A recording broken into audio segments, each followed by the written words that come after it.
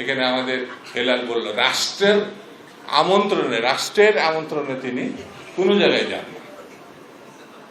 আমি তার নিয়ে বেশি কথা বলবো না, তবে এতটুকু বলতে পারি আমাদের নেতা অ্যাক্টিং চেয়ারপারসন স্পষ্ট করে একটা বার্তা দিয়ে দিয়েছে, রাষ্ট্রের, সরকারের এবং বিএনপি দেশের মানুষের জন্য, সেটি হচ্ছে ডিসেম্বরের মধ্যে নির্বাচন হতে হবে।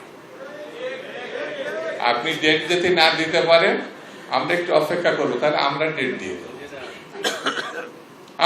দিয়ে দেব, আপনাদের কর্মচারী এখানে যারা পুলিশ, এখানে প্রশাসন দেশের মানুষের অর্থে চলে, তো দেশের মানুষ তো আপনি যদি নববধূর মতো আচরণ করেন তাহলে আপনারা কি করব? এখন তো আমাদের একটা ডেট তো দরকার না। তারেক রহমান এখনো চূড়ান্ত কথাটা বলে নাই, আমরা মাঠে আছি। যখন চূড়ান্ত কথাটা বলবে, কালকে কিন্তু ঢাকা শহরে অনেকে বেরোতে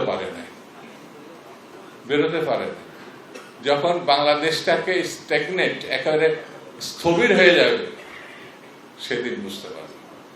আপনার গোষ্ঠী বলবে যে ট্যাক্স সরাতে পারেন না, তাহলে কি করলেন? আরে ভাই, আমাদের নেতা কর্মী 5,000 নেতা কর্মী তারা শহীদ হয়েছে, কথা সত্য না মিথ্যা? সেটা কিন্তু বলবে না যে বিএনপি তারেক রহমান সাহেবের নেতা কর্মী 5,000 16 বছরে নিখোঁজ অথবা গুম হয়েছে। ইলিয়াস আলীর নাম শুনছেন না? ছাত্র দলের একসময় সেক্রেটারি, এমপি, সাংগঠনিক সম্পাদক, এই কথাটা বলবে না। তো তারা একটা বাহিনী বানাইছে, ডিজিটাল বাহিনী, মানে আপনি যাই বলবেন দেখবেন একেবারে ফেসবুক, সোশ্যাল মিডিয়াতে একেবারে গোষ্ঠী উদ্ধার করে ফেলবে। আমাদের উচিত হচ্ছে নেতা কর্মীদের এই সোশ্যাল মিডিয়া কিন্তু এখন খুব গুরুত্বপূর্ণ। শুধু নিজেরটা দেখে আপনি চলে যাবেন এটা না, আপনার দলের কথা ভাবতে হবে, নেতার কথা ভাবতে হবে, কর্মীদের কথা ভাবতে হবে, কর্মসূচির কথা ভাবতে হবে, এটার প্রতি উত্তর দিতে হবে। আমি ওদের মতো ভূমিকা ছোট করার কথা বলছি না, সত্যটা প্রকাশ করতে। যেমন এরা সারা জন্ম আরেকবার জন্ম নিলেও এরা জিতবে না।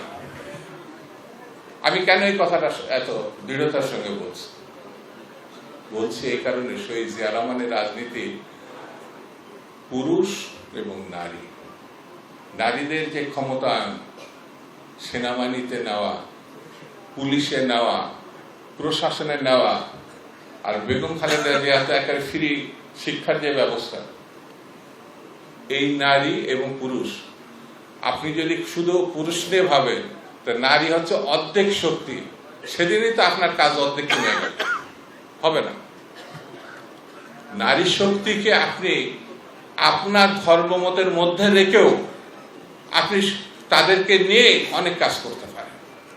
চট্টগ্রাম বিশ্ববিদ্যালয়ে একটা মেয়েকে কিভাবে পিছন দিক থেকে লাথি মারছে দেখছেন না সোশ্যাল মিডিয়ায়? দেখছেন? কারা মারছে?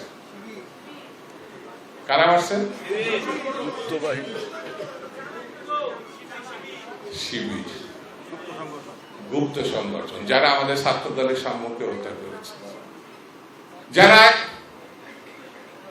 নীতি আদর্শ বিহীন গণতন্ত্রকে ধ্বংস করার জন্য লেগেছে। সেই জন্য ভোটের রাজনীতি আসলে আমার কাছে মনে হয় ওই জামাতের যে প্রার্থী দেখবেন, যারা ইলেকশনে বিরোধিতা করছে, প্রার্থী কিন্তু সব দেওয়া শেষ, 300 প্রার্থী দিয়ে দিয়েছে। আমি একেবারে চ্যালেঞ্জ করে বলছি, জামাতে ইসলামের যে প্রার্থী তার স্ত্রী যদি তার সামনে প্রকাশ্যে ভোট না দেয়, দেখবেন গোপনে দিলে পরে সে ধানের শীষে ভোট দেয়। আমি এটা নিশ্চিত, এই কারণে তাদের উপরে যে অত্যাচার করা হয় পারিবারিক ভাবে, সেটি বাইরের মানুষ জানলে এটা